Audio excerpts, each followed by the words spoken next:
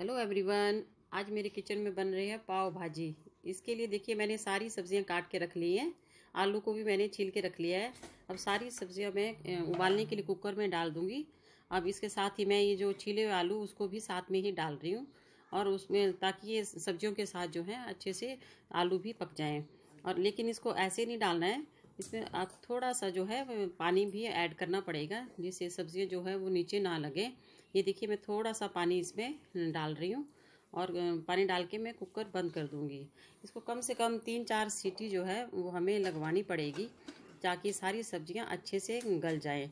दूसरी तरफ मैं जो है पैन में बीन्स और हरे मटर जो है वो अलग से उबालूंगी, क्योंकि इसके जो इनका कलर जो है वो मेंटेन रहता है। उबाल के मैंने इनको जो है छान लिया है। इधर मेरी कुकर में सब्जियां भी जो है अच्छे से गल गई हैं। ये देखिए मेरी सब्जी बिल्कुल पक गई है। आलू को टच करके देख रही हूँ मैं, बिल्कुल पक गई है हमारी सब्जियां। अब मैं जो है मसाले के लिए मैंने सारा जो है काट ले चुकी हूँ मैं। टमाटर है, प्याज है, हरी मिर्च है, ये मैंने काट के रख लिया है। और तेल भी मेरा लगभग गर्म हो चुका है। जब तेल अच्छे से गर्म हो जाए तो उसमें मैंने ये जो है जीरा डाल दिया है। जब जीरा अच्छे से जो है क्रैकल करने लग जाए, फिर मैं इसके बीच में जो है प्याज डालूंगी। जो मोटा कटा हुआ प्याज है वो मैं डाल रही हूँ इसके बीच में। मुझे प्याज को उतना ही भूनना है जिससे कि उसका कलर चेंज हो जाए। ज़्यादा प्याज को मुझे नहीं भूनना है, ज़्यादा लाल नहीं करना है, बस कलर चेंज करने तक ही इसको मुझे अच्छे से भूनना है। जब ये प्याज कलर चेंज हो जाए इसका, तो मुझे इसमें टमाटर डाल दूँगी मैं। ये देखिए मैं टमाटर को भी अच्छे से इसमें भूनूँगी ताकि ये अच्छे से गल जाएँ। उसके लिए मुझे थोड़ा सा इसमें मैं नमक डाल दूँगी। नमक से क्या होता है कि ये टमाटर जो हैं वो अच्छे से गल जाते हैं, ज़्यादा टाइम नहीं लेते गलने में। मैं थोड़ा इसको ढक्कन लगाकर अब थोड़ी देर टमाटर और प्याज को पकाऊंगी, जिससे कि टमाटर प्याज थोड़ी देर में अच्छे से गल जाते हैं। ये देखिए मेरे टमाटर प्याज 2-3 मिनट में ही अच्छे से गल गए हैं। इस स्टेज पे मैं इसमें जो है वो अदरक लहसुन का पेस्ट डाल दिया मैंने, और साथ में हरी मिर्च भी मैं इसी स्टेज पे डाल दूँगी, ताकि ये हरी मिर्च और लहसुन अदरक का पेस्ट जो है वो इसमें अच्छे से मिल जाए और इसका जो है कच्चापन भी ख़त्म हो जाए। अब इसमें मैं मसाले डाल रही हूँ। ये मैंने हल्दी डाल दी इसमें, इसके साथ ही मैं इसमें धनिया पाउडर, और साथ में मैं इसमें मेथी भी डालूँगी। ये मैंने मेथी डाल दी है। मैं हमेशा हर सब्ज़ी में मेथी जो है वो ज़रूर डालती हूँ, क्योंकि मेथी पेट के लिए बहुत अच्छी होती है। अब मैं इस मसाले को थोड़ा सा भूनूंगी, ताकि मसालों का जो है वो कच्चापन जो अच्छे से दूर हो जाए। मसालों में कच्चापन नहीं रहना चाहिए। जब ये मसाले थोड़े से भून जाएँ तो मैं इसमें शिमला मिर्च ऐड कर दूँगी। मैंने शिमला मिर्च जो है मैंने सब्जियों के साथ उबाली नहीं है, नहीं तो शिमला मिर्च बिल्कुल गल जाती है। जब तक मेरा मसाला तैयार हो रहा है उतनी देर में मैं अपनी सब्जियां जो उबाली हुई हैं उनको मैश कर लेती हूँ। मैशर से मैं इसको अच्छे से मैश कर लूँगी। ये देखिए, और मैंने दूसरी तरफ जो है आलू भी अलग से मैंने निकाल के रखे हुए हैं। इन सब्जियों को मैश करने के बाद में जो मैंने आलू अलग से रखे हुए हैं, उन आलूओं को भी मैं अच्छे से मैश कर लूँगी। ये देखिए मैं आलूओं को भी अच्छे से मैश कर रही हूँ, ताकि इनमें कोई गुठलियाँ ना रहें। मैशर से ही मैश करना पड़ेगा, हाथ से गुठलियाँ रह जाती हैं इसमें। ये देखिए कितने अच्छे से आलू सारे मैश हो रहे हैं। सारी सब्जियों को और आलूओं को मैश करने के बाद ही मैं उसको अपनी कढ़ाई में मसाले के बीच में ऐड करूँगी। दूसरी तरफ मेरा मसाला भी देखिए काफ़ी हद तक जो है भून चुका है। इसमें मसाले ने तेल छोड़ना शुरू कर दिया है। अब इस स्टेज पे मैं जो मैश्ड सब्जियां हैं वो सारी सब्जियां इसमें ऐड कर दूँगी, और साथ में जो मैंने आलू उबाल के रखा हुआ है और मैश किया हुआ है, इसके बाद मैं आलू को भी इसी में ऐड कर दूँगी। ये देखिए मैं आलू भी डाल रही हूँ इसमें, और आलू डालने के बाद मैं इसमें अच्छे से इसको मिक्स कर लूँगी।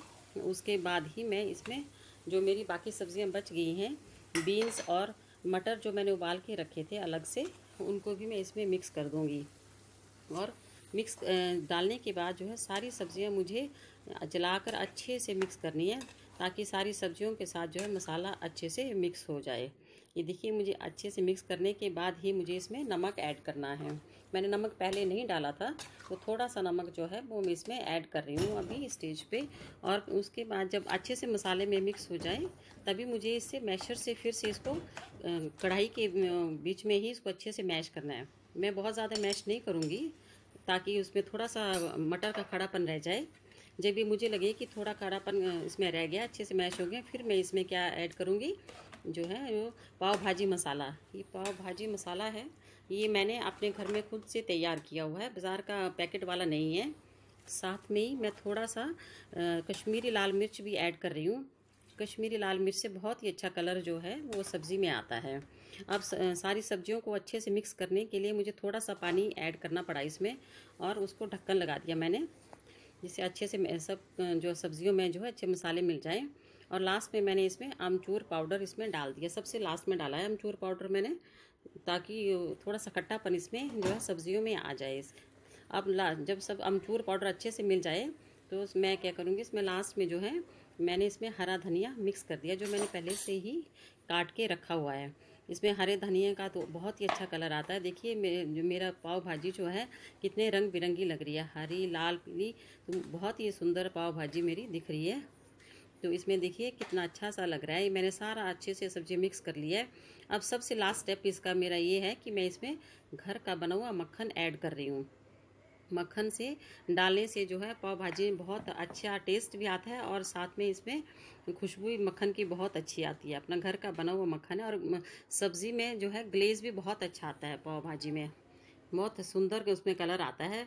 अब देखिए मेरे पाव भाजी तो बनकर बिल्कुल तैयार हो गई है। अब मैं क्या कर रही हूँ, अब जो मैंने पाव लेके आई हूँ मैं मार्केट से, उन्हें भी साथ में गर्म कर रही हूँ, ताकि मैं प्लेट जो है वो बना सकूँ। इस पाव को गर्म करने के लिए भी मैं उसी घर के बने हुए मक्खन का इस्तेमाल कर रही हूँ, और अच्छे से इनको मैं सेक लूँगी पैन में डाल के। देखिए मेरे पाव भाजी बिल्कुल रेडी है। इसके ऊपर मैंने थोड़ा सा मक्खन और डाल दिया था। देखिए अब मैं इसको प्लेट लगा रही हूँ। इसमें मेरे पाव भी गर्म हो चुके हैं और भाजी भी बिल्कुल तैयार है। अब मैं प्लेट लगा रही हूँ। देखिए कितने अच्छे से मेरी पाव भाजी बनकर तैयार हो गई है, और सुंदर सी मैं प्लेट लगा रही हूँ। देखिए मेरी रेसिपी कैसी लगी आपको, मुझे ज़रूर बताइए, और अगर आपको अच्छी लगी हो तो लाइक और सब्सक्राइब ज़रूर करें। लास्ट शूट करना चाह रहे